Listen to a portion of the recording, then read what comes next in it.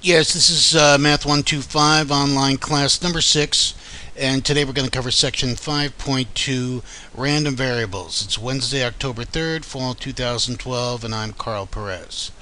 Alright, we're going to be beginning a new chapter today. Chapter 5 is entitled Discrete Probability Distributions.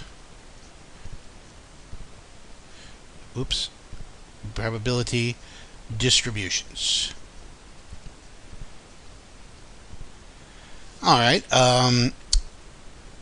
in this chapter, just to give you a large, wide view of what we're going to do all through chapter 5, is we're actually going to combine chapters 2 and 3. We're going to combine methods of descriptive statistics,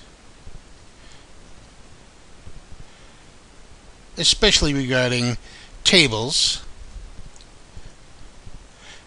and we learned about those in chapter 2, with methods of probability,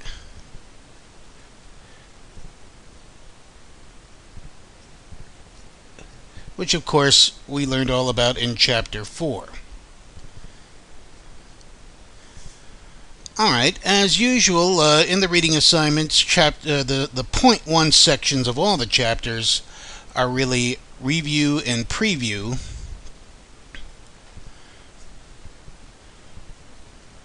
of what's coming up, and of course it's in the reading assignment, and of course you'll read this at your leisure. And I want to focus first in earnest on section 5.2 in chapter 5. It's entitled Random Variables. Alright. Well, I'm going to start this with perhaps what might seem like some ridiculous questions. Basically, I want to define what random variables and probability distributions are before we go on. And let me ask you the perhaps silly question, what is a blue shirt? Well, of course, you might respond, it's a shirt that is blue. Well, we all knew that, right? Well, in that vein, what is a random variable?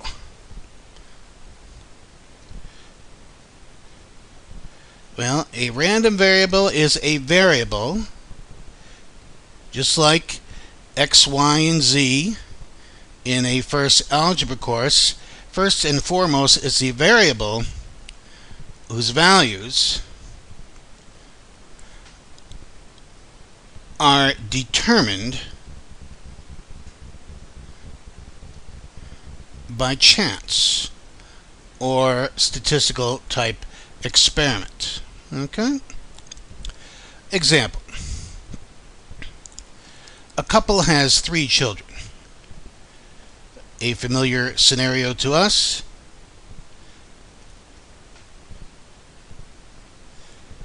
I'm going to let X equal the number of girls in those 3 births. I claim X, as described, is a random variable. X is a random variable, values determined by chance, that can take on several different values. Let me write this down. X, as described, is a random variable.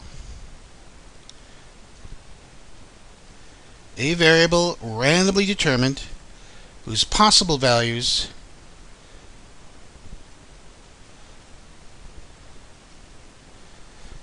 are, well, how many different numbers of girls can you have in 3 births?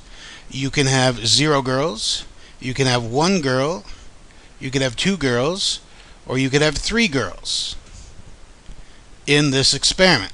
So please note there are 4 possible values that X can take on in this experiment, in this chance-driven experiment.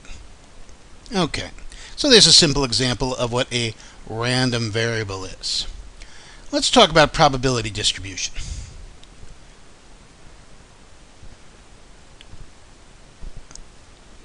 and define what that is before we go on. Well, again, let me ask you another ridiculous question. What is a coffee grinder? Well, what does a coffee grinder do? Well, of course, you're going to tell me it grinds coffee.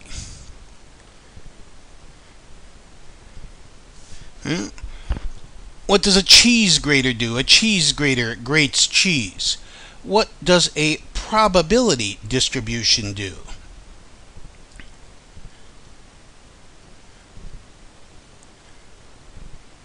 Well, it distributes probability, right? Distributes probability in particular. It distributes 1 unit of available probability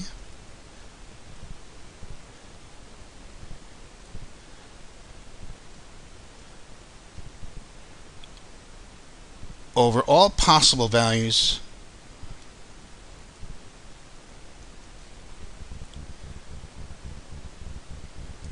of a random variable. Now, these two definitions, random variable and probability distributions that I've given you here, are a little more informal than the textbook definitions as usual, but I think we all get the drift here, okay? Alright, let me give you an example of a probability distribution. Well, let's consider the couple has 3 children. Example again. I'll say compute or display the probability distribution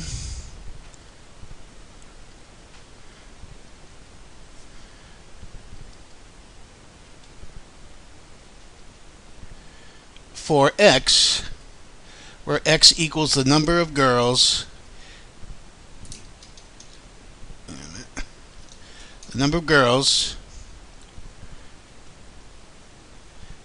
in those 3 births. And again, we're making the kind of universal assumption that boy or girl is equally likely in any birth. Alright, typically we do this, at least for the first probability distributions we encounter here. We display these probability distributions in table type fashion. Alright, in kind of a function way of thinking of things, I'll make a table of values here, much like I would for a function. We've already determined that x, this random variable x, can take on 4 different values. 0, don't forget about 0, 0, 1, 2, and 3. Now we know in 3 births there are 8 possible outcomes. We've been over that many, many times. Boy, boy, boy, boy, boy, girl, boy, girl, boy, boy, girl, girl, etc. Alright, out of those 8 outcomes, let's see. How many different ways can you have 0 girls? That means all boys, and that's going to be 1 outcome, boy, boy, boy, out of 8 has 0 girls, okay? How many ways can you have 1 girl? Well, you've got 3 slots available for that 1 girl, so 3 out of 8, or 3/8 probability for having 1 girl. If x is 2, meaning you have got 2 girls out of these 3 births, well, that 2 girls means 1 boy. And again, we've got a 3/8 probability there. And how many ways can you have 3 girls? Well, only 1 out of those 8 possible outcomes has all girls. Alright, so this is a probability distribution in table type fashion.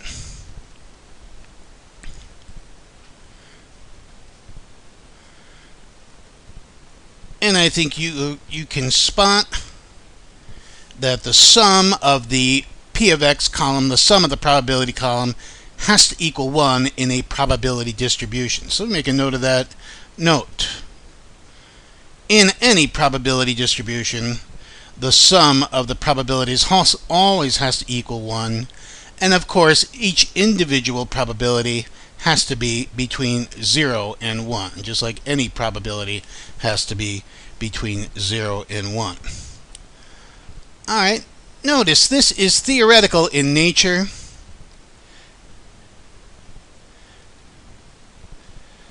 Not based on raw data, and typically that's the situation in a probability distribution.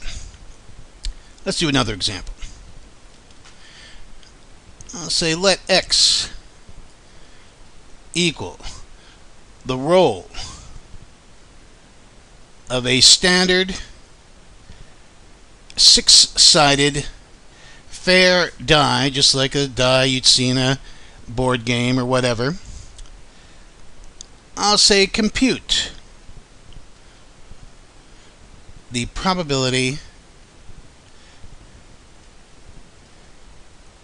distribution for x, that random variable. X is the random variable, and our table is going to be the probability distribution. Alright, again, I'll make an x column and a p of x column indicating the associated probabilities for all possible values of x. Well, we know in a standard fair die, x can be anything from 1 to 6, and if we're assuming a fair die in which each side is equally likely, of course all these outcomes will have equal probability. And of course they're all going to have a probability of 1 out of 6 to occur. So again, a very simple probability distribution in this table. Okay, remember x is the variable, the random variable, the table distributing the probability, 1 unit of available probability is our probability distribution. Alright.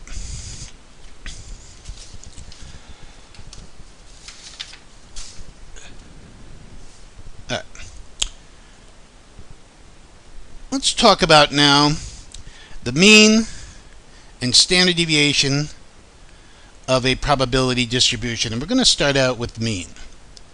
Mean of a probability distribution.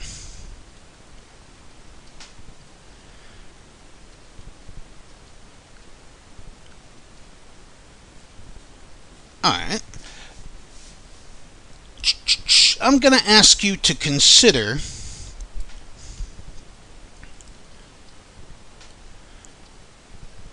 Table 5.1 in our text. It's in the margin of page 205, and you'll see a table there that indicates the number. Hang on, I'm going to pause here. Alright, so please turn to page 205 and familiarize yourself with that table now. Please pause now. Alright, you'll see in this table we let the author is letting x equal the number of green pea pods in 5 chosen pea pods. Well, sometimes pea pods are green, sometimes pea pods are not green. It depends. And what the author has given us is a table reflecting the probability distribution for x. Well, x can be anything from 0 to 5. Right? And we list those associated probabilities in table type fashion to reflect the probability distribution. All right, give me a minute to copy this over.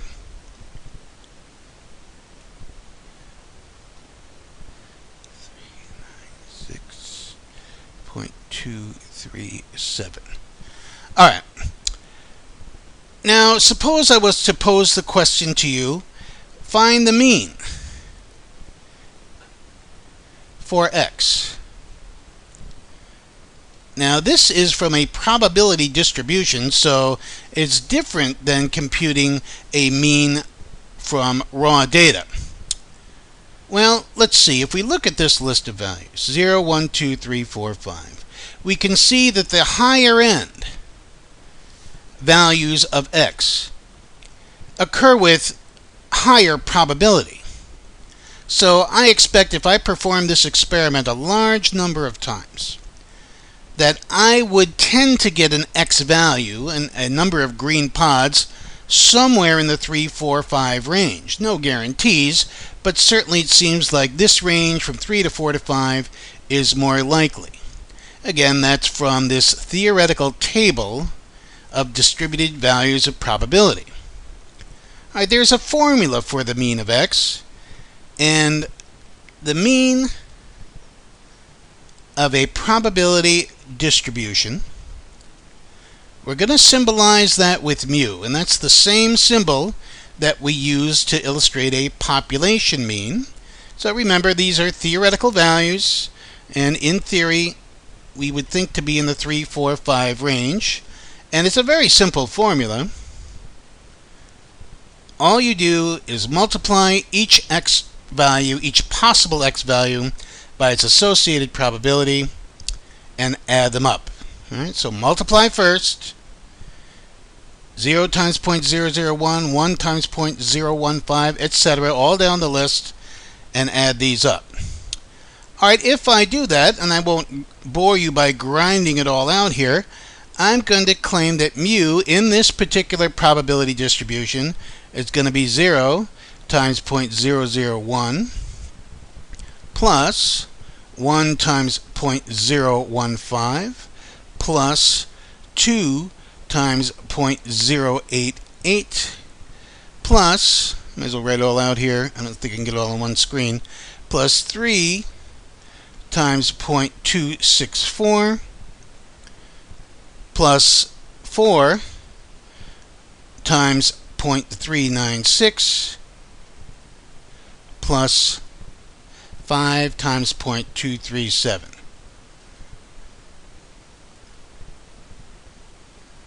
And if I add up all those products as determined from the table above, I get a mean value of 3.752. And that is the computed mean for the above probability distribution. Okay. Let me make a note of that. This is the mean computed from our table for the probability distribution for x, or more succinctly, the mean for x, the random variable x. Okay, so this is our formula for probability distribution, and if I ask you for a mean of a probability distribution, this is the formula to use. Okay. Alright, now I'm going to talk about a standard deviation of a probability distribution. Alright, we're going to have another formula to consider standard deviation of a probability distribution. Now, don't panic, it's a little bit more complicated, of course, than the formula for the mean of a probability distribution. Let's write this down.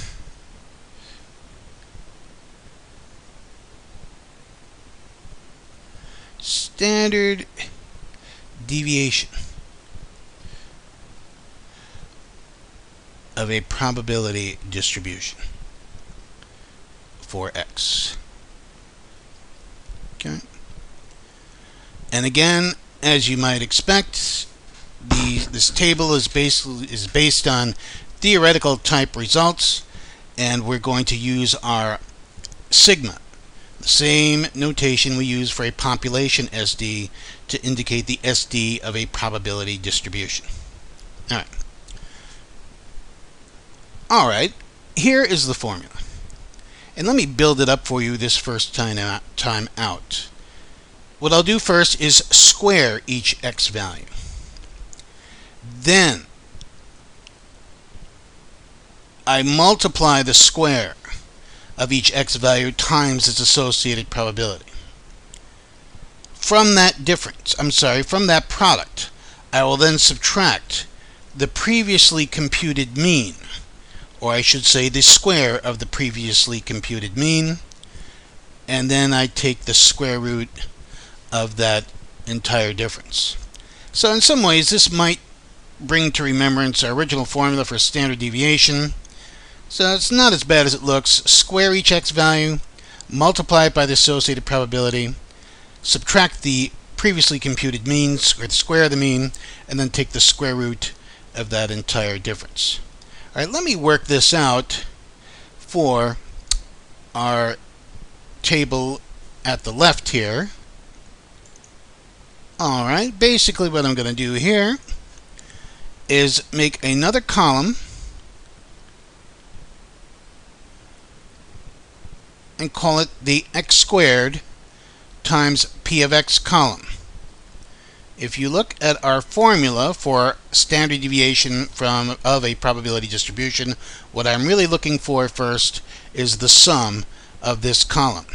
So I'm going to take each x value, square it, and multiply by the associated probability. Well, 0 squared times 0 squared is 0, and 0 times anything is 0. So that cell wasn't too bad. 1 squared, remember squared first, and then multiply by the associated probability. 1 squared is 1 times 0.015 is 0.015.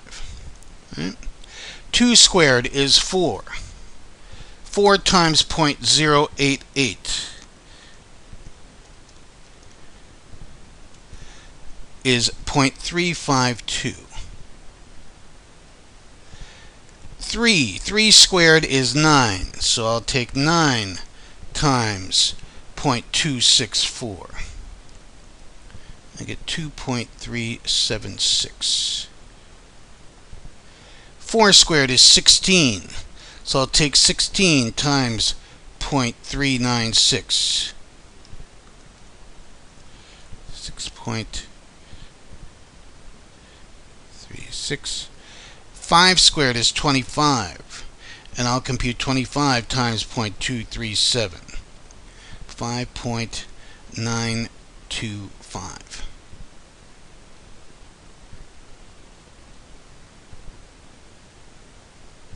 Okay? If I add all these up,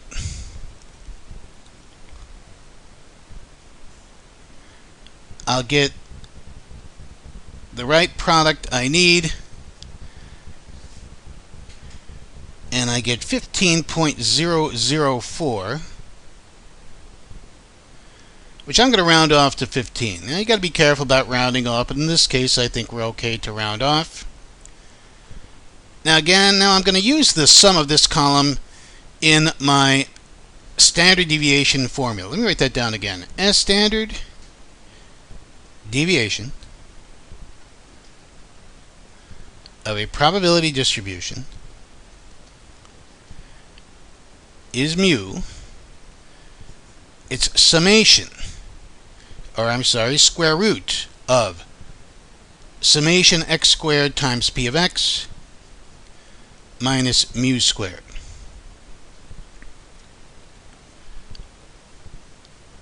Alright. We already saw from our table above that the sum of the square of x values times associated probabilities is approximately 15, minus the previously computed mean, and that was 3.752 squared. I'll grind this out. I'll get the square root of 11.252, and if I hit my square root button, I get approximately 0.96, and I will embrace that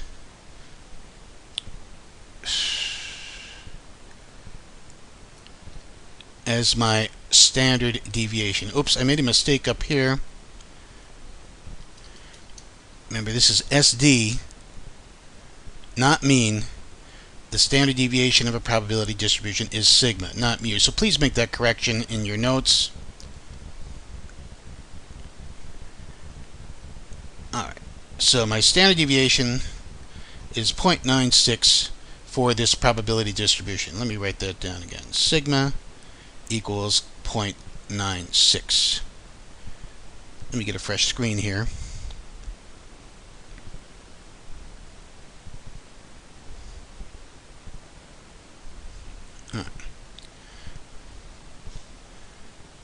Alright, so for the probability distribution, if x equals the number of green pea pods in 5, well, we saw that the mean of x was 3.752 and the standard deviation of x is 0.96. Okay? As calculated from our table given previously. Right? Let's talk about unusual results.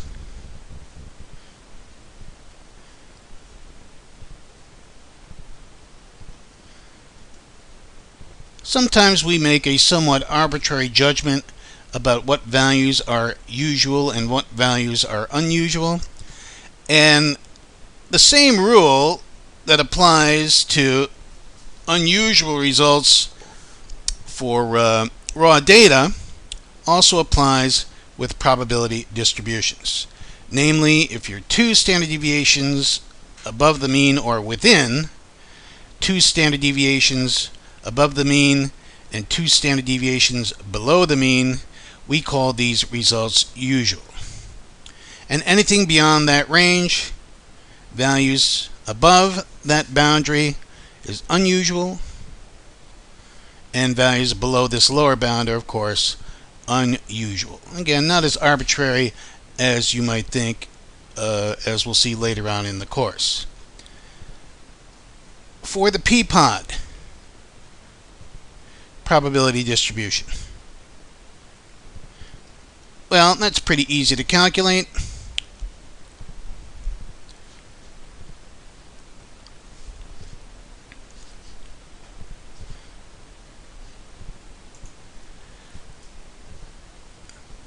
We'll just say, right down here,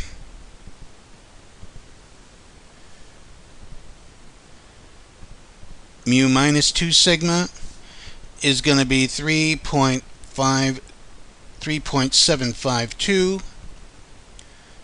minus 2 times 0.96 will be our lower boundary for usual values, and mu plus 2 sigma is 3.752 plus 2 times 0.96. And of course, we calculate that very easily. And I come out with 1.832 as a lower bound and 5.672 as an upper bound. And again, we'll claim if you perform this experiment and you get any number of green pea pods within this range, we claim those values are usual, and anything beyond this is going to be unusual, high or low.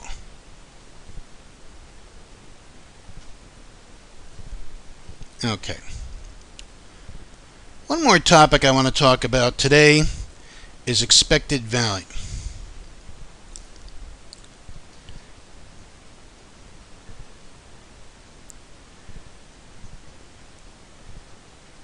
Now, in the author's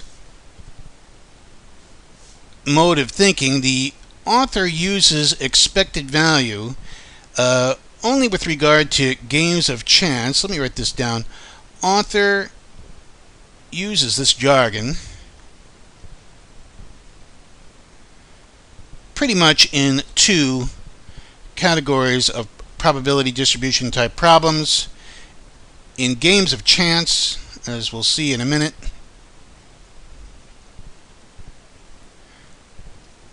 and insurance type applications. Alright, expected value of a random variable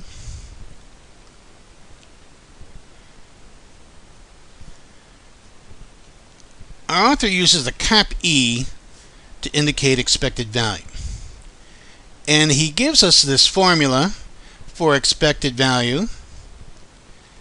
It's x times p of x added up, or summation x times p of x. Well, of course, you'll recognize this. This is the same as calculating the mean. And that's true. It's exactly the same formula.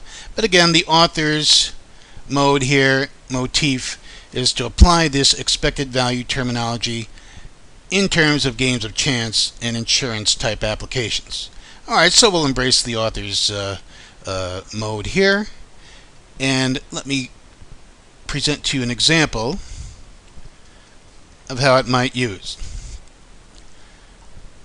Let's play the New York State daily number.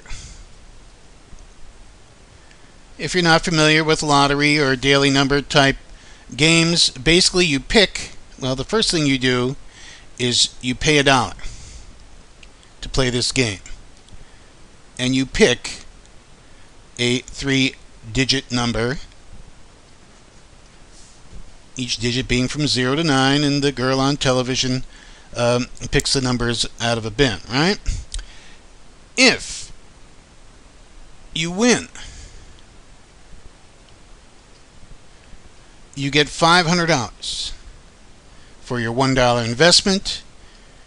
And if you lose, in other words, the person on television does not pick the number you picked, the same 3-digit number you picked, you just lose your $1, right?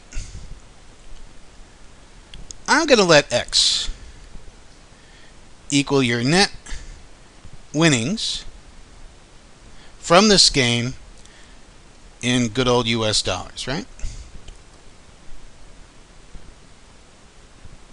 I'm going to ask us to find the expected value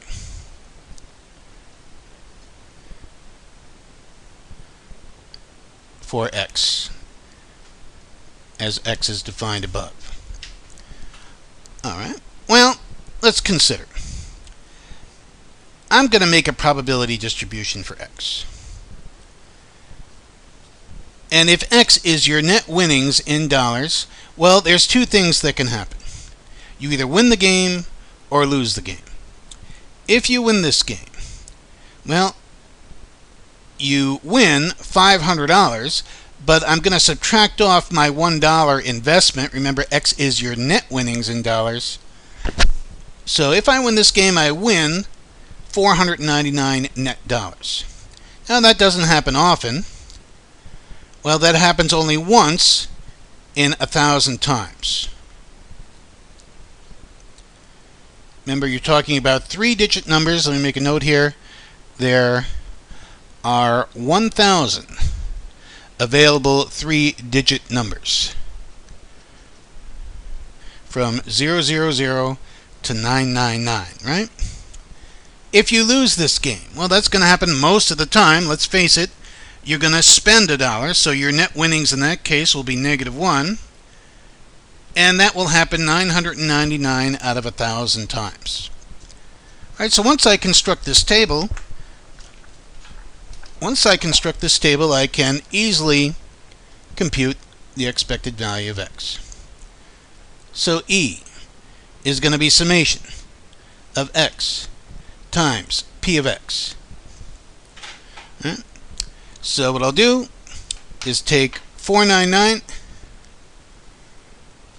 multiply it by 1,000, or I'm sorry, 1 over 1,000, and add to it -1. Be careful of the sign here. Times 999 over 1,000. Make that fractional clear here. Alright, so do a little simple fraction arithmetic. I get 499 over 1,000 plus -999 over 1,000. I add those up, I get 500 over 1,000. Simplifying, I get 0.50. And remember, the units for X are in dollars, net winnings in dollars. Oh, hang on a minute. this is going to be a negative. Remember I said be careful about the negative sign? Maybe it's good I made that mistake. All right. Be sure to keep your sign straight because it's no accident that this value is negative. So let me erase that.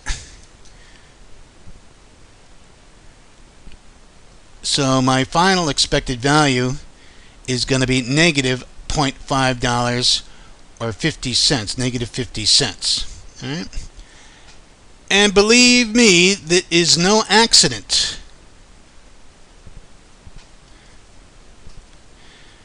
that this expected value is negative. Right? This negative half a dollar, negative 50 cents, represents the house's take, the state's take from each and every person playing this lottery game. Now, in the long run, sometimes you'll win, most times you'll lose.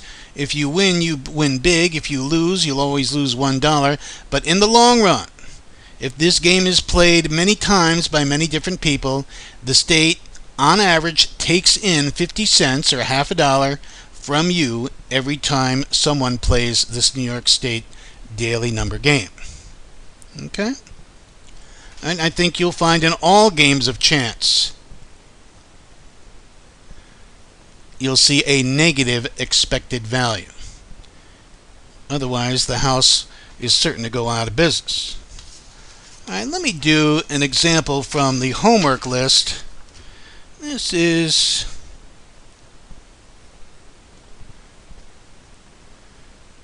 number 29 in page 217.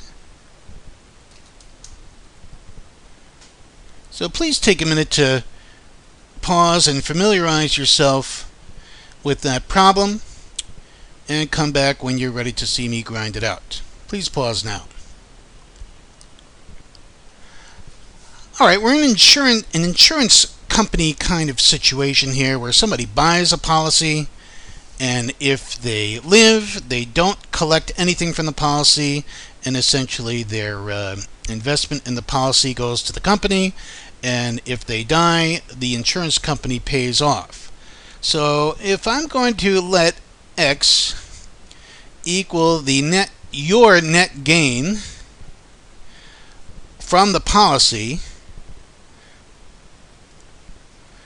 in dollars, and let me specify, we're taking this from our viewpoint here, let X be our net gain from the policy in dollars. I'm going to ask to find the expected value for X. Alright. Well, if X is your net gain from this policy, X can take on two different values, depending on whether you live or die in the life of the policy. Again, this is a one-year policy. Alright, the author states that the policy costs $161 for the year. So if you live through the year, make no payoff, you're going to end up giving your $161 to the insurance company. So I'm going to let X be minus 161 in that case. And if you live through the year, the author tells us that probability of living is 0.9986. Alright, let's suppose the other outcome, that we die within the year of the active policy. So my net gain from that policy, or my beneficiary's net gain from that policy, is going to be $100,000, but you got to take away the 161. So to fill in this cell, I do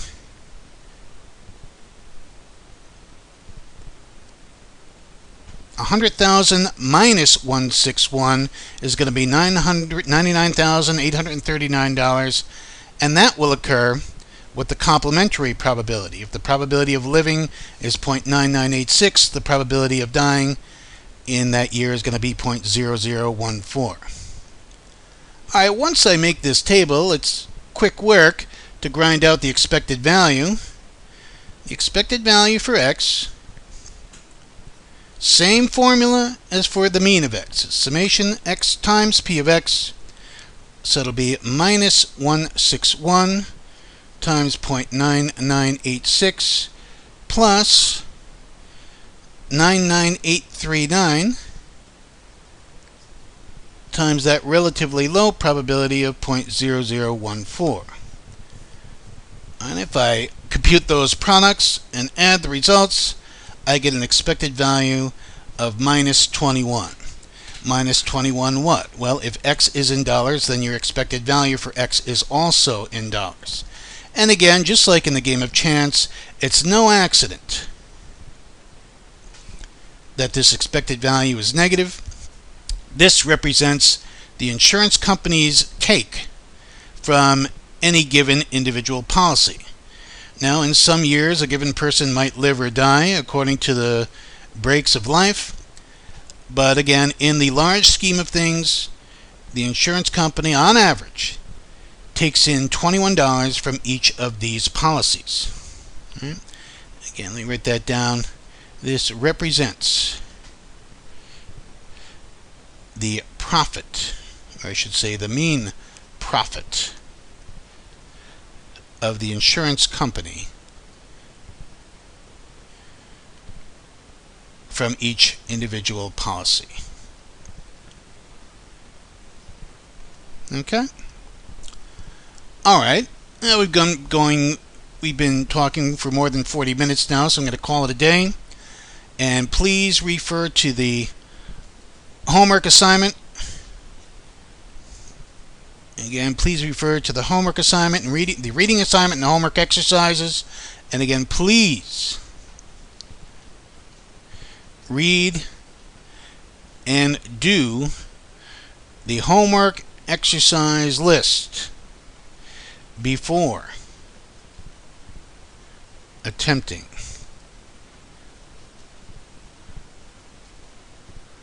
the online exam, as usual, right? Alright, so we'll close today's lecture, and this represents the end. That is all.